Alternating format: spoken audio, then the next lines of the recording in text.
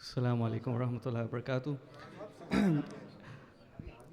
جیسے حضرت فرما رہے ہیں، موضوع تو ایک ہی ہے، لیکن ہر ایک کا انداز، ہر ایک کی چاشنی، ہر ایک کی برکت الگ الگ ہے ماشاءاللہ۔ حضرت کی اپنی برکت ہے الحمدللہ۔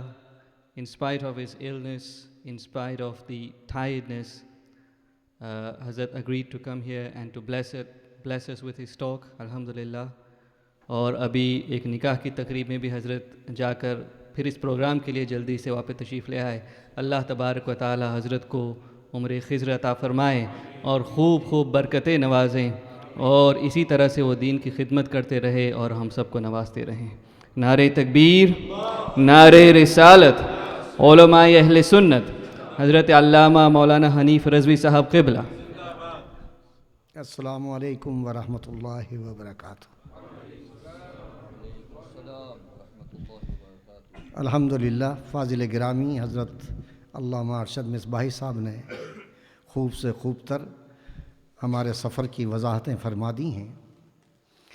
میں ان کے سارے سفر کی تائید کرتا ہوں، اور جو کچھ انہوں نے فرمایا ہے اس پر میں دل سے دعا کرتا ہوں کہ اللہ تعالیٰ اور زیادہ زبان، قوت، دماغ، صلاحیت اور علم میں اضافہ فرما کر ہماری آنے والی نسلوں کی صحیح رہنمائی فرمائیں، اور آپ کے علم میں، عمر میں برکتیں اللہ تعالیٰ عطا فرمائے۔ انسان جب کان سے سنتا رہتا ہے نا تو سنی انسنی، ایک ورڈ سنا ہے نا آپ نے، سنی انسنی کرتا رہتا ہے، لیکن جب آنکھ سے کوئی چیز دیکھتا ہے نا تو وہ کہتے ہیں شنیدہ کے بود مانندے دیدہ۔ آپ ہزاروں بار کسی واقعے کو سنیں اور بار بار سنتے ہیں، لیکن درود شریف کا ورد نہیں کرتے ہیں۔ ذرا درود شریف کا ورد بھی جاری رکھیں۔ صلی اللہ علیہ نبی الامی وآلہ صلی اللہ علیہ وسلم، صلاۃ و سلام علیک یا رسول اللہ، السلام علیکم صلی اللہ علیہ وسلم۔ تو در حقیقت قرآن میں آیا ہے سیرو فی الارض فانظروا کیف کان عاقبۃ المنذرین، زمین پر سیر کرو۔ یہ سیر سے مراد وہ نہیں کہ چلو ہمارا جو ہے تھک گئے، یا ذرا کیا کہتے ہیں اس کو، دماغ کو ذرا تھک گیا ہے تو ذرا اس کو آرام دیں گے، وہ سیر نہیں۔ یہ اللہ کی جو تخلیق ہے اس پر غور کرو۔ زمین میں کہیں پہاڑی چھوٹی ہے، کہیں بڑی ہے، کہیں تین تین چار چار پہاڑ، ایسا لگتا ہے کوئی رکوع میں ہے، کوئی سجدے میں ہے، کوئی قیام میں ہے۔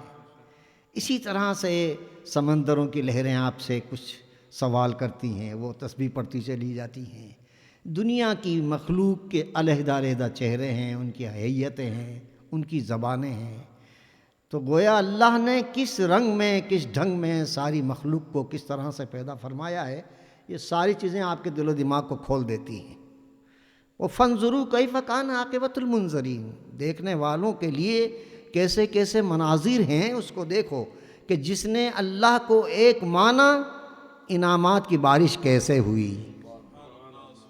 بارکنا لہو حولہ، اس کے ارد گرد مادی بھی برکتیں ہیں اور روحانی بھی برکتیں ہیں۔ یہ ماننے والوں کے لیے انعام اور اکرام کا تذکرہ ہے، اور جس نے نہ مانا وہ بھی آنکھوں سے دیکھ لو۔ ایک ایک بستی کو جبریل امین 2 انگلی پر اٹھا کر آسمان کے قریب لے جاتے ہیں اور اس ڈیڈ سی میں بحر میت میں ڈال دیتے ہیں۔ اور جب ہم وہاں گئے تو اچانک دل پر ایک لرزہ طاری ہوا، بارش کیا ہو رہی تھی، ایسا لگتا تھا کہ ہمارے تھپڑے لگ رہے تھے قدرت کی طرف سے۔ یہاں کیسے آئے ہو؟ کیا خیال ہے اس دروازے سے لے کر وہاں تک تر بتر ہو گئے تھے یا نہیں؟ یہ رحمت تھی اللہ کی، یہ بارش تھی؟ نہیں، 1.5 سی کے قریب جب تم گزرے ہو تو ہمارے آقا فرماتے ہیں جہاں خدا کا عذاب نازل ہو جائے جلدی سے نکلو، لیکن وہاں عیاشوں نے بڑی بڑی ہوٹلیں ڈال دی اتفاق سے، کیونکہ کمپنی جو ہوتی ہے جہاں ہمارا انتظام کرتی ہے، ہمیں کیا پتہ کیا ہو رہا ہے، بہر کہ ہمیں جب وہاں لے جایا گیا تو ایک طرف ڈیڈ سی ہے، دوسری طرف آسمان نے غصے سے گھرا کر جو تھپیڑے لگائے ہیں تو اچھوں کے چھکے چھوٹ گئے ہیں۔ شیخ صاحب شاید آپ کا موٹا بدن بھی اس وقت جواب دے گیا تھا نا۔ ویسے بدن بڑے کام کا، اللہ کا شکر ہے کہ انہوں نے ہر وقت مجھے جس طرح سے اٹھا کر اور جس طرح سے محنت کی ہے، میں تو کہتا ہوں کہ اگر یہ نہ ہوتے تو میرا سفر ہی ادھورا رہ جاتا۔ اللہ اس کا صلہ ان کو عطا فرمائے۔ ہر وقت انہوں نے ہمیشہ خدمت کی ہے۔ لیکن آپ اس بارش کا منظر دیکھ رہے تھے، آپ تو کچھ اور سوچ رہے تھے، لیکن میں اس کے تیزی سے ساون اور بھادو تو ہم نے دیکھے ہیں، بارش کا رنگ تو دیکھا ہے، لیکن وہاں کی وہ جو بارش تھی نا، وہ ہم سے کچھ سوال کر رہی تھی۔ اللہ اکبر، کہ یہ وہ مقام ہے، یہ وہ بستی ہے، یہ اللہ والوں کا کام نہیں کہ یہاں آئے یہاں ٹھہرے۔ اللہ ہم کو معاف فرمائے۔ بہرکیف یہ سفر میں سارے مناظر آتے ہیں۔ ہمارا ایک قافلہ، اس کی کچھ خوبیاں تھیں دراصل۔ سب سے بڑی خوبی تو یہ تھی کہ سب ہم عقیدہ تھے، سب ہم خیال تھے، سب باادب تھے، اور سب کی ایک نیت تھی کہ ہم اللہ والوں کی بارگاہ میں جا رہے ہیں، حضور غوث پاک کی بارگاہ میں جا رہے ہیں، مسجد اقصیٰ میں جا رہے ہیں۔ کوئی ہولی ڈے کی نیت نہیں تھی۔ تو رب نے بڑا کرم فرمایا۔ لیکن السفر قطعۃ من السقر، یہ جہنم کا ایک ٹکڑا بھی ہوا کرتا ہے بھائی۔ آزمائش تو آتی ہے سفر میں، گھر جیسا آرام تو نہیں ملتا ہے، اس لیے اگر کبھی آزمائش ہو تو صبر کرنا چاہیے ہمیں۔ ہمارے دو بھائیوں کے بیگ ادھر سے ادھر ہو گئے، پہلی آزمائش۔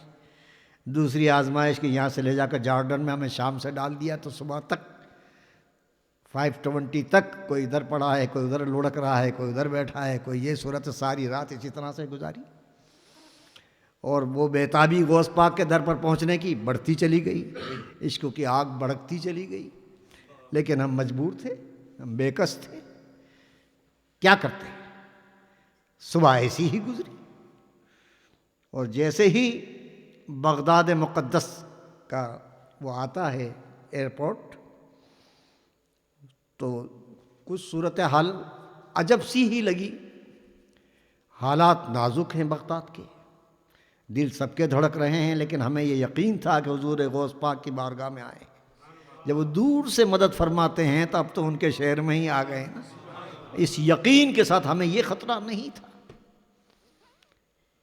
کہ جو فرماتا ہے کہ میرا مرید مشرق میں ہو اور میں مغرب میں ہوں تو میں اس کی حفاظت کروں گا، وہ ڈوبتی ہوئی کشتی کو درس دیتے ہوئے اسے ہاتھ ڈال کر اس کو سیدھا کر دیتا ہے۔ وہ ایک اشارے میں اپنے کھڑاؤں کو اشارہ کرتا ہے تو ڈاکوؤں کو مار مار کے کہاں سے کہاں لے جاتا ہے۔ کیا ہم غلاموں کو، ہم فقیروں کو ایسے ہی چھوڑ دیتا؟ الحمدللہ ہر مرحلے پر رب نے کرم خاص فرمایا۔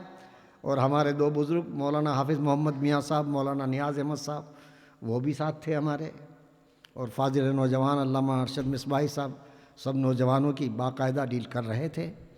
ہمیں بڑا سکون تھا الحمدللہ۔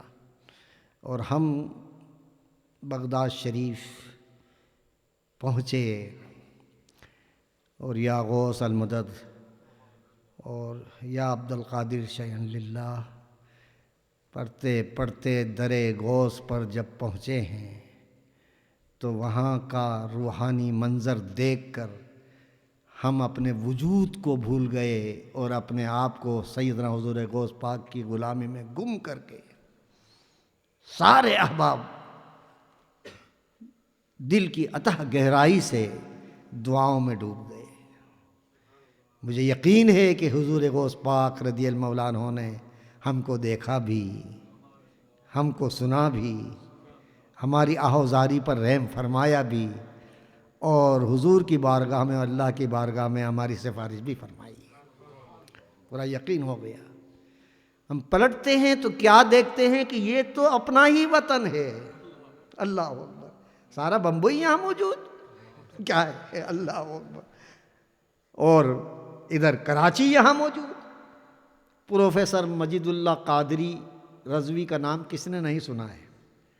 وہ تمام پروفیسروں کو بلا کر امام اہل سنت اعلیٰ حضرت فاضل بریلوی رضی اللہ عنہ کے، امام احمد رضا اور سائنس، کبھی امام احمد رضا اور جتنے بھی پی ایچ ڈی کرواتے ہیں وہاں کراچی میں فاضل بریلوی، اتفاق سے علامہ ارشد صاحب نے ملاقات کروا دی، وہ آگے ایک دن اسے نام سنا تھا غوث پاک کے در اقدس سے ٹچ کر کے یہ چیز جو لائے تھے تو میرے سر پر ڈال دی، یہ تبرک پروفیسر مجید اللہ قادری صاحب نے عطا فرمایا۔ تو یہ خوش قسمتی حضور غوث پاک کے صدقے میں کہ وہ پاکستان کے رہنے والے، جس کا نام سن کر آج ہمارا دل لرز جاتا ہے، اللہ تعالیٰ وہاں امن عطا فرمائے، سکون عطا فرمائے، آپس میں بھائیوں میں محبت عطا فرمائے۔ لیکن وہ وہاں سے تشریف لائے، ہندوستان کے علماء، عظیم علماء، وہاں پر ملاقات ہوئی، کشور شاہ شریف کے جو محمود اشرف صاحب وہ تشریف لائے ہوئے ہیں، اور ایک سے ایک بڑھ کر عالم وہاں پر، الحمد سید مفتی حبیب اللہ صاحب، مفتی حفیظ اللہ صاحب نعیمی۔ غضب یہ ہے کہ افریقہ کے علماء وہاں پر تشریف لائے ہوئے ہیں، اور جب جامع مسجد ہم کوفہ سے آ رہے تھے تو ہمارے اویس قادری صاحب تشریف لے جا رہے تھے، 2 مرتبہ ہم نے دیکھا تو کھانا کھا رہے ہیں، کچھ یہ ہو رہا ہے، تو ملاقات ہم نے نہیں کی احتیاطاً، وہ یاد تو کرتے تھے لیکن وہاں ان سے بھی ملاقات ہو گئی۔ بہرکیف اس سفر میں اپناپن رہا، اس سفر میں روح کو توانائی ملی، اس سفر میں یقین اور اعتماد ہمیں ملا، اس سفر میں جو تذبذب ہوتا ہے انسان کو، بعض باتوں میں شکوک اور شبہات ہوتے ہیں، وہ سب دور ہو گئے کہ الحمدللہ یہی مذہب دین حق ہے، باقی سب ادیان باطل ہیں، کیونکہ ہر چیز ہم آنکھوں سے دیکھ رہے ہیں۔ حضور غوث پاک کا در کیسا ہے، معروف کرخی کا در کیسا ہے، اللہ اکبر سری سقطی کا در کیسا ہے، امام اعظم ابو حنیفہ کس طرح سے آرام فرما رہے ہیں، اور جنید بغدادی جو براہ راست خدا سے گفتگو اور کلام فرماتے ہیں، براہ راست خدا سے جو کلام فرماتے ہیں، وہ اپنے پیر مرشد کے آگوش رحمت میں کس طرح آرام فرما رہے ہیں۔ تو بہلول دانا جس طرح زندگی گزاری ہے، تشریف لے جانے کے بعد بھی آج وہی حال ان کا ہے، وہی دیوانہ پن ہے، اور قبر کا وہی حال ہے، اللہ اکبر۔ تو بہرکیف یہ سفر قدم قدم پر روحانیت، قدم قدم پر انسانیت، قدم قدم پر اخلاق، قدم قدم پر ہمارے عقیدے کی پختگی دیتا چلا گیا، اور ہر قدم پر یہ احساس ہمیں ہوتا چلا گیا کہ واقعی ساری اللہ کی رحمتوں کا نزول اسی خطے میں، سب اللہ کے ولی یہاں آرام فرما رہے ہیں۔ ایک ایک کا منظر آپ دیکھیں، حضرت نے بہت کچھ تفصیل سے فرما دیا ہے، اس کے لیے ہم کسی بھی بزرگ کا وہ نہیں چھیڑیں گے، لیکن کچھ تھوڑی سی تکلیف یہ بھی ہوئی کہ وہاں کچھ نادانوں نے تقسیم ایسی کر دی کہ ابھی جنگ سے پہلے جو کچھ نقصان ہوا ہے مزارات شریف کو، مزار اقدس کو نہیں ہوا، اللہ کے ولی کو کوئی نقصان نہیں ہوا، اس کے اردا گرد جو دیواریں تھیں نا، ان دیواروں پر تھوڑا کچھ اثر ہوا ہے۔ تو شاید شیعوں نے میل جول کر کے آپس میں معاہدہ کر کے یہ کام کیا ہے، اس لیے ان کو جو گرانٹ ملی ہے وہ خوب خرچ کر رہے ہیں، لیکن ہمیں بھی ایک فائدہ ہو گیا کہ جتنے سنی مزارات ہیں الحمدللہ معروف کرخی سے لے کر دیگر مقامات تک سب کو ہی ان کو گرانٹ دینا پڑی، اور حکومت کی طرف سے یہ انتظام ہو رہا ہے الحمدللہ کہ سارے مزارات کو پختہ کیا جا رہا ہے۔ یہ بڑی خوشائن بات ہے، اس سے پتہ چلا کہ الحمدللہ ہمارے عقیدے کی حفاظت وہاں ہو رہی ہے۔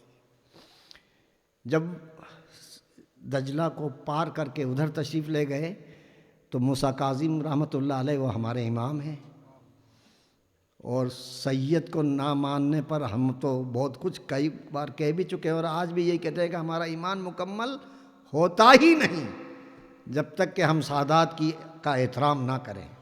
وہ بڑے نادان ہیں کہ دوری سے فیصلہ کر دیتے ہیں کہ ہم سادات کی توہین کرتے ہیں، یہ کہتے ہیں نہیں، ہمارے قریب آ کر دیکھیں۔ بہرکیف الحمدللہ ہم نے وہاں حاضری دی، لیکن وہاں ایک عجب منظر دیکھا۔ یا اللہ، یہ شیعہ جو دعویٰ کرتے ہیں نا تو وہاں اپنی دلیل پیش کر رہے ہیں، سونا چاندی ہیرے جواہرات دنیا کے وہاں پر انہوں نے اس مزار پر لا کر رکھ دیے. ایسا لگتا ہے کہ جنت کا ایک ٹکڑا یہاں لا کر زمین پر رکھ دیا. باہر بھی اتنا ہی مزین ہے، اندر بھی اتنا ہی مزین ہے. اور اس طرح سے انہوں نے ایسی ظاہرہ طور پر کشش کی ہے کہ دنیا یہاں آئے. بھئی ہمیں تو جانا ہی جانا ہے، لیکن انہوں نے ظاہرہ طور پر اتنا کام کیا. ہم تو سمجھے کہ شاید بغداد میں کسی جلس کی وجہ سے، حضور غوث پاک کے چکر کی وجہ سے ایسا کیا ویسا کیا، لیکن جب آگے بڑھے اللہ اکبر. اور جب نجف شریف پہنچے، کوفہ پہنچے، تو ہر مقام پر انہوں نے ویسی ہی حیثیت سے اتنا خرچ کیا ہے. میں اس لیے بھی گزارش کر رہا ہوں کہ ہمارا سنی جو ہے نا بڑا سن ہے ساری دنیا میں. کچھ مادیت اتنی چھا گئی ہے. اب دیکھیے نا، معروف کرکی کتنی بڑی ہستی ہے، ان کے مزار شریف پر کتنے لوگ تھے بابو، کیا صورت تھی وہاں کی. وہ مزار اقدس کے جہاں سیدنا حضور غوث پاک خود خانقاہ میں نیچے تشریف لے جا کر فیض حاصل کرتے تھے.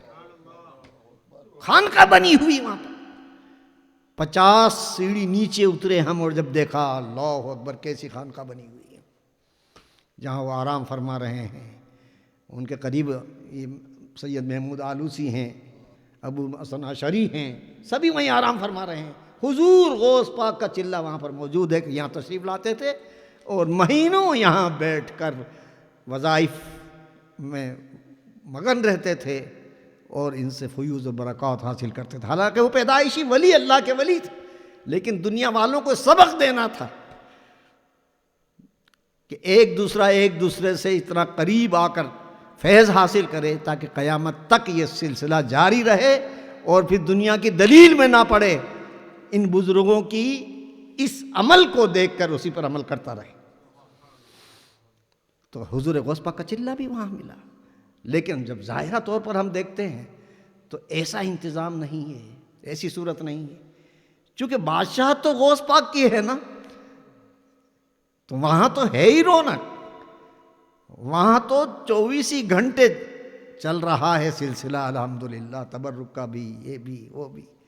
اور جب اوپر جا کر دیکھا علامہ ارشد صاحب نے اور ہم نے، تو یار ساری مخلوق تو وہیں پڑی ہوئی، ہم تو ہوٹل میں پڑے ہوئے ہیں. کیا صورت ہے یا اللہ، 3 منزلیں ہیں اور بس پاؤں سے پاؤں ٹکرا رہے ہیں جناب، جام سے جام ٹکرا رہا ہے. میں نے کہا یا اللہ یہ کیا ہے، بڑی رونق لگی ہوئی ہے. اس میں سارے وہیں پر ہیں، آرام فرما رہے ہیں اور غوث پاک کا تبرک کھا رہے ہیں، اور 24 گھنٹے اتنی بڑی رونق ہے. تو حضور غوث پاک کا جو عالم ہے وہ تو اللہ نے جس مقام پر رکھا ہے، تمام تاج الاولیاء ہے، اور ہر ایک جاتا ہے تو بس قدموں کا علی عینی علی راسی ہی کہتا ہوا جاتا ہے. ان سے پہلے کے جو بزرگ ہیں ان کے مزارات کا بھی حال یہی ہے کہ جو مجاور ہیں یا جب کچھ وہاں رہنے والے ہیں، مختصر بس وہی ہیں. اور صحیح طریقے سے جتنی بڑی ہستیاں ہیں اتنا بڑا اہتمام نہیں ہے. جیسے حضرت نے فرمایا تھا امام غزالی رحمۃ اللہ علیہ کا، علامہ اقبال نے کتنے انداز سے فخر سے کہا ہے نا، فلسفہ رہ گیا تلقین غزالی نہ رہی، رہ گئی رسم ازاں روح بلالی نہ رہی. جب وہاں گئے تو وہ عجب ایریا تھا، کباڑ خانوں کا ایریا تھا. جیسے ہر شہر کے اندر پیچھے جو ہوتی ہے نا کچھ دکانیں، کچھ یہ کچھ وہ، اس قسم کے لوگ تھے. اور کسی نہ کسی طرح سے جب مزار شریف پر پہنچے تو اتنی عظیم ہستی، اور ان کے مزار کو شاید ابھی کچھ تھوڑا مختصر سا بنایا ہے، بالکل نیچے ہے. میں نے اس تختی کو ہاتھ میں لے کر دیکھا تو بالکل سڑی ہوئی تختی ہوتی جس میں لکھا ہوا تھا الامام غزالی. کوئی اہتمام نہیں. یہ ہمارے سنیوں کا عالم ہے کہ ہم خود ان کی حفاظت کرنے میں آگے نہیں بڑھ رہے ہیں، وہاں جاتے نہیں، وہاں فاتحہ نہیں پڑھتے، اس اہتمام میں آگے نہیں بڑھ رہے ہیں. حکومتی سطح پر جتنا کام ہے وہ کر رہے ہیں. حضور غوث پاک کی شان تو یہ ہے کہ دیوانہ وار دنیا جا رہی ہے اور خدمت کر رہی ہے. یہ مزار تو دن دنی رات چگنی ترقی کر رہا ہے. باقی جتنے وہ مزارات کا جن پر حضور غوث پاک کو بھی ناز تھا، وہاں پر یہ چیز ہمیں نے دیکھا کہ اللہ تعالیٰ اپنا کرم ہی فرمائے. جنید بغدادی جیسی ہستی، اللہ اکبر.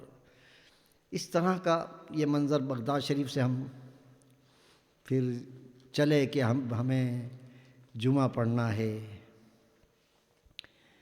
مسجد اقصیٰ میں. ہم 3-4 جو بوڑھے تھے بغیر سوال کیے ہی ہم کو تو نکال دیا. یہ ہے سفر و قطعۃ من السقر. اور جتنے بھی تھے ہمارے نوجوان فاضل یہ وہ ہر ایک کو روکا. اور 8 یا 9 گھنٹے نہ پانی ہے نہ چائے ہے نہ دوا ہے نہ غذا ہے. ایک انسان کو 8 گھنٹے تک کچھ نہ ملے مسافرت میں تو اللہ ہی اس کو بچائے تو وہ بچے گا یا بزرگوں کی دعا سے بچے گا. یہ صورت پیدا ہوئی ان کی. اتنے ظالم کہ کسی قسم کی ان کے ساتھ کوئی رعایت ہی نہیں. میں نے محسوس کیا اور جا کر مولانا صاحب کو بھی مشورہ دیا, دیگر حضرات کو بھی دیا کہ اپنے اپنے ایم پی سے جا کر ملے اور اخبارات میں دے کہ ہم مسافروں کو اس طرح سے جو تکلیف دی جا رہی ہے اس کا نوٹس لیا جائے تو انشاءاللہ کوئی نہ کوئی تو فرق پڑے گا. ساری دنیا کے اگر انسان اس کو ذہن میں رکھے اور یہ کام کرے تو کوئی آسانی ہوگی. اب اس کی وجہ سے ہمارا سارا شیڈول جو ہے نا بالکل تتر بتر سا ہو گیا. سارا دن وہاں خرچ ہو گیا. رات کو 11 بجے ہم پہنچتے ہیں اور فوراً 4 گھنٹے کے بعد فوراً ہی اٹھتے ہیں نماز وغیرہ سے فارغ ہو کر. الحمدللہ جبل زیتون پر سب سے پہلے ہم نے قدم رکھا جمعے کے روز, جمعے سے پہلے. اور وہاں سے جو نظارے, جو صورت یا جو ہماری تباہی اور بربادی کی علامتیں یا غیروں نے دشمنوں سے جو ہم سے سب چھینی ہے چیزیں, ان کو دیکھ کر کچھ عبرت, کچھ نصیحتیں ہم کو ملیں, کچھ عبرتوں کا تازیانہ ہمارے سر پر پڑا کہ اللہ یہ کیا ہو گیا. اس کے بعد ہم مسجد میں چلے گئے, نماز جمعہ ہوئی. الحمدللہ ابو زنینا آپ کے بھی بہت ہی قریب کے دوست ہیں, مجھے بھی ملے. وہ سلیم بھائی آئے, بھائی آپ کو کسی سے ملنا ہے؟ میں نے کہا میں کس سے ملوں یار, ایک شخص سے ملنے والا وہ دکھائی نہیں دے رہا. بس یہ کہا اور سامنے آ گیا, وہ اللہ کی شان بالکل سامنے آ گیا اور دوڑ کر آ کے ملا بیچارہ. اور بڑی محبت اور خلوص سے ساری جماعت کے ساتھ اس نے مظاہرہ کیا. بہرکیف یہ سفر اتنا روحانی سفر تھا. ہم الخلیل گئے, 20 کلومیٹر دور یا 20 مائل دور ہے وہاں سے. وہاں ہم نے یہ دیکھا جو بہت بڑا سبق اس میں ہے. یہی صورت حضرت قبلہ یہاں بھی ہے جو ہم نہیں دیکھ پائے. ہماری آنکھوں کے سامنے تو ہمارا ہی حصہ ہوتا ہے نا, لیکن یہودیوں نے جو قبضہ کر رکھا ہے نا وہ حصہ ہم نہیں دیکھ پائے یہاں پر. وہ اپنوں نے آنکھوں سے وہاں دیکھا الخلیل میں کہ حضرت ابراہیم علیہ السلام جہاں آرام فرما رہے ہیں اس مسجد کو کا آدھا حصہ یہودیوں نے اپنی طرف کر لیا ہے, آدھا حصہ. اور مختصر حصہ جہاں حضرت ابراہیم علیہ السلام کا مزار اقدس ہے, حضرت سارہ کا مزار اقدس ہے, حضرت اسحاق علیہ السلام کا, وہ ہم کو دے دیا ہے. اور انہوں نے اپنے حصے کو جدید تعمیر کے ساتھ, خوشنما ڈیزائن کے ساتھ, اور اس کے ساتھ ساتھ ہر وقت جو حاضر رہتے ہیں یہودی ان کی آواز کے ساتھ مزین کر رکھا تھا. لگتا تھا کہ یہ آباد یہ خطہ ہے. یہ پہلے دورے میں ہم نہیں دیکھ سکے تھے, لیکن اس دورے میں چونکہ ادھر سے گئے تھے سارا منظر آنکھوں سے دیکھ لیا.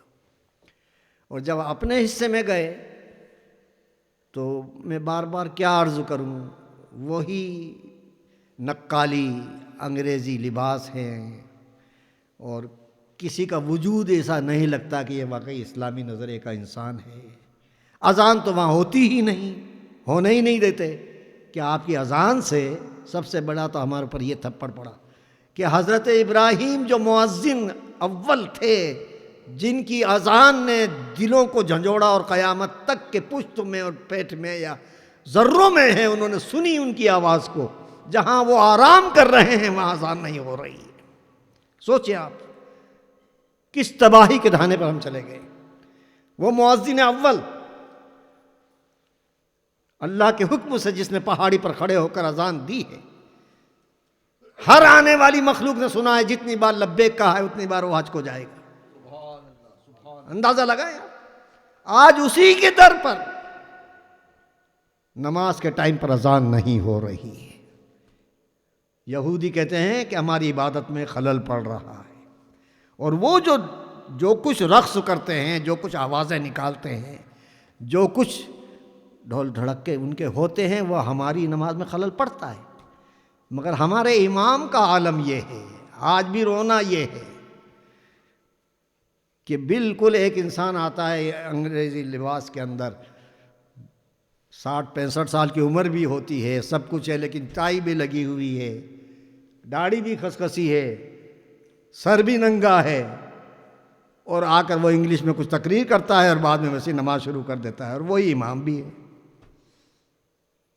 یہ حالت ہے ہمارے اماموں کا، یہ حال ہے کہ اتنا کچھ ہونے کے بعد ان اللہ لا یغیر ما بقوم حتی یغیروا ما بانفسہم، اللہ تعالیٰ اس قوم کی حالت کو نہیں بدلتا جو قوم خود اپنی حالت کو نہ بدلے۔ ایک بار آپ نے چوٹ کھائی، سنور جاتے، توبہ کرتے، استغفار کرتے اور اللہ کے قرآن پر یقین رکھتے، فتح یقینی مومن کے لیے ہے۔ وَلَا تَهِنُوا وَلَا تَحْزَنُوا وَأَنْتُمُ الْأَعْلَوْنَ إِن كُنتُم مُؤْمِنِينَ، لیکن انہوں نے اپنی روش نہیں بدلی، غیروں کے نکال بنے ہوئے ہیں اور اس طرح سے جناب نماز پڑھا رہے ہیں۔ اور وہ حضرت یونس علیہ السلام کے مزار شریف پر آپ نے دیکھا بالکل دیوانہ اور پاگل لڑکے کو جناب امامت کے لیے کھڑا کر دیا، وہ ادھر دیکھتا ہے ادھر دیکھتا ہے ادھر دیکھتا ہے، لا حول ولا قوت الا باللہ، اور 2 رکعت پڑھائی اور بالکل بازار میں بھاگ گیا۔ یعنی نماز کو، دین کو، نماز کی اہمیت کو اتنا گرا دیا ہے انہوں نے، اتنا کمزور کر دیا کہ چلتے پھرتے انسان پاگل کو کھڑا کر دیتے ہیں۔ یہ مسلمانوں کا حال ہے، آج بھی وہ نہیں سنبھلے، جس کے نتیجے میں آج ذلت اور خواری ہمارے سامنے آ گئی۔ یہ ایک عبرت بھی ہم کو حاصل ہوئی کہ ہمیں توبہ کرنا چاہیے، استغفار کرنا چاہیے اور اللہ کی بارگاہ میں رونا چاہیے، گڑ گڑانا چاہیے کہ اس کی وجہ سے یہ ساری نعمتیں جو اللہ فرما رہا ہے بارکنا حولہ لنوریہ من آیاتنا، وہ اس سے ہم محروم کیوں ہوئے؟ اس سے ہم اس لیے محروم ہوئے کہ ہم اس کے فرمان پر نہیں چلے، ہم نے ان کے نبیوں کی عزت نہیں کی، ہم نے اس مقام کو احترام کی نگاہ سے نہیں دیکھا۔ وہاں کچھ مانگنے والے کھڑے ہوتے ہیں تو الحمدللہ ہمارے ساتھ علماء ہوتے تھے، علماء جو دعا شروع کر دیتے تھے، الحمدللہ انہوں نے دیکھا یار ہماری تو دال نہیں گلے گی، تو کچھ نہیں تو وہ بعد میں وہ جو کچھ کہتے تھے لفظ استغفر اللہ استغفر اللہ، ایک قسم کی گالی ہوتی تھی۔ اب آپ اندازہ لگائیں کہ کس نبی کے مزار پر، شعیب علیہ السلام کے مزار پر، موسیٰ علیہ السلام کے مزار پر اس نادان نے ٹیپ چلا دی 3 بجے، 3 بجے عصر کا ٹائم نہیں ہوتا ہے، اور ہم دعا مانگ رہے ہیں، اس نے کہا چلو صلاۃ صلاۃ صلاۃ صلاۃ، اذان ہو گئی، یعنی ٹیپ لگا دی اس کی اذان کی۔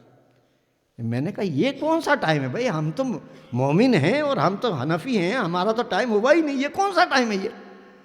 مگر نہیں، بس صلاۃ صلاۃ صلاۃ، چونکہ اس کو موقع نہیں دیا کہ وہ دعا کرواتا اور اس کو کچھ ملتا۔ یہ تو حالت ہے کہ نماز کا بھی وقت بدل دیتے ہیں وقت آنے پر۔ آپ گواہ ہیں، آپ نے دیکھا تھا، محسوس کیا تھا آپ نے کہ شافعی وقت بھی نہیں ہوا تھا اس وقت تو یار، کہ اس نے جناب وہ ٹیپ بٹن دبا دیا، اذان پڑھ دی، اور سب لوگ دوڑ کر آ بھی جاتے ہیں، وہ تو اتنے جاہل ہیں کہ سنت غیر مؤکدہ آپ پڑھ رہے ہیں تو وہ فرض کے لیے جماعت سمجھتے وہاں کھڑے ہو جاتے ہیں۔ اب ان کو کون سمجھائے؟ یہ صورت پیدا ہو گئی موسیٰ علیہ السلام کے مزار پر۔ تو اللہ تعالیٰ کرم فرمائے، اور یہ حال آج عربوں کا ہے، اور یہ حال آج یہودیوں کا ہے کہ واللہ العظیم کیسی ہی بزنس ہوتی ہو، لیکن سیٹرڈے کے دن وہ اپنی بزنس کو ختم کر کے وقت پر عبادت کے لیے جا رہے ہیں۔ بھئی اللہ کا ہمارا جو رشتہ ہے نا، وہ عبد اور معبود کا رشتہ ہے نا، کوئی ایسا رشتہ تو نہیں ہے کہ چلو یار یہ پیر بھائی ہے، یہ فلاں بھائی ہے، فلاں بھائی، اس کے ساتھ رعایت کرو، معاذ اللہ ثم معاذ اللہ۔ ہمیں بدلنا ہوگا اور صحیح مسلم ہو کر اس کی بارگاہ میں حاضر ہونا ہوگا، اور عبد اور معبود کے رشتے کو مضبوط کرنا ہوگا۔ وہ باطل ہی صحیح، لیکن جب جنگ ہوئی تو 3 دن تک انہوں نے روزے رکھے تھے، دیوار گریا پر روئے تھے 3 دن تک، اور اس کے بعد انہوں نے جنگ شروع کی تھی۔ اور ہمارے جو بڑے تھے ان کا حال کیا تھا؟ فَخُمِرَهُ وَكَشَفَ نَاقَتَهُ، جب ان کو اٹھایا گیا، جگایا گیا شراب میں دھت بھی تھے اور کمر بند کھلا ہوا تھا، ناپاکیوں میں مبتلا تھے، سپہ سالار ہمارے۔ اب بتلائیے کہ جیت کس کی ہوگی؟ اللہ تعالیٰ کرم فرمائے۔ تو یہ ہمارے کرتوتوں کی بنا پر سب کچھ ہوا ہے ایسا، قدرت نے ہمارے ساتھ کچھ نہیں کیا ہے، ہم نے ہی ما اصابکم من مصیبت فبما کسبت ایدیکم، جو کچھ تم نے کیا ہے تمہارے سامنے رکھ دیا ہے، لیکن اس کی زد میں اللہ کا گھر آ گیا، اس کی زد میں انبیاء کے وہ مزارات آ گئے، اس کی زد میں صالحین کے مزارات آ گئے، اس کی زد میں اسلام کی عزت آ گئی، اور اس کی زد میں اسلام بدنام ہو گیا۔ ہمیں سب کو ہوش کے ناخن لینا چاہیے، اور وہ ہمارے لیے وجہ عبرت ایک مقام ہے، اس کو دیکھ کر جہاں جہاں ہم ہیں ہمیں توبہ کرنا چاہیے، استغفار کرنا چاہیے، دوسروں کی نقالی سے بچنا چاہیے، دین پر چلنا چاہیے۔ یہ سبق ہمیں اس سفر میں ملا ہے بھائیو، کہ دونوں روپ ہم نے دیکھے، کہ ہماری ناکردگی سے، ہماری سستی سے، ہماری غفلت سے ہم کو کیا سزا ملی، اور جو قوم ٹائم سے وقت پر سارا کام کرتی ہے، دنیا میں اس کو اللہ عطا فرما دیتا ہے، آخرت میں تو جہنم میں جائے گا وہ۔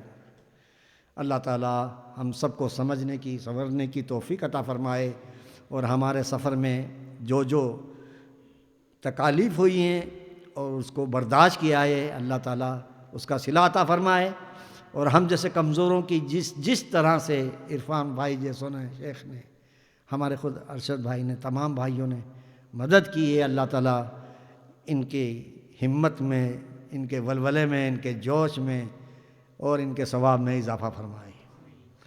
اور آج نوجوانوں کو دیکھ کر طبیعت بڑی خوش ہوئی، یہ آنکھوں دیکھی چیزیں تھیں جو آپ کے سامنے پیش کی ہے، کتاب کی کوئی چیز نہیں تھی، کوئی عبارت نہیں تھی، جو ان کتابوں کو پڑھ کر عمل کر گیا نا، اس کو حیات طیبہ مل گئی۔ من عمل صالحا من ذکر او انثی وہو مؤمن فلنحیینہ حیاۃ طیبہ۔ ہم آنکھوں سے دیکھ کر آئے، وہ آج بھی چراغ زندہ ہیں، روشنی دے رہے ہیں، وہ ہدایت کے مینار ہیں، وہاں جاتے ہیں تو ڈگمگاہٹیں ختم ہو جاتی ہے، استقامت آ جاتے ہیں، وہاں جانے کے بعد ایمان میں تابانی آ جاتی ہے، اور وہ آج بھی قبر میں لیٹ کر ہماری روحانیت کا درس ہم کو دے کر ہمارے دلوں کو قرار دیے ہوئے ہیں۔ جس کو امام اہل سنت نے فرمایا نا، پتا جب ایک درخت کا پتا ٹوٹ جاتا ہے نا، تو کبھی ادھر مار کھاتا ہے، کبھی ادھر مار کھاتا ہے، کبھی ادھر چٹان سے پٹائی ہوتی ہے، کبھی ادھر پٹائی ہوتی ہے، مگر کسی بڑی چٹان کے نیچے آ جاتا ہے تو محفوظ رہتا ہے۔ پتا ابس خوف سے اڑا جاتا ہے، اڑا جاتا ہے۔ ارے پلہ ہلکا ہی صحیح، بھاری ہے بھروسہ تیرا، پلہ ہلکا ہی صحیح، بھاری ہے بھروسہ تیرا۔ ہم تو بڑے کمزور تھے، بڑے ناتواں تھے، لیکن اس غوث کی بارگاہ میں پہنچے ہیں کہ جس کو غوث غوث کہتے ہوئے بھی انسان قطب بن جاتا ہے، اور جس پر نگاہ کرم پڑ جاتی تو چور کو، ڈاکو کو وہ قطب بنا دیتے ہیں۔ الحمدللہ ہم تو گناہگار امتی ہیں اور ان کو چاہنے والے ہیں۔ اسی امید پر گئے اور اسی امید پر واپس آئے ہیں کہ یقیناً اب کل قیامت میں تیری بارگاہ میں لاتا ہے رضا اس کو شفیع، جو میرا غوث ہے لاڈلا بیٹا تیرا۔ اسی امید پر گئے، اللہ اس امید پر قائم رکھے اور اسی پر موت دے۔ وآخر دعوانا الحمدللہ۔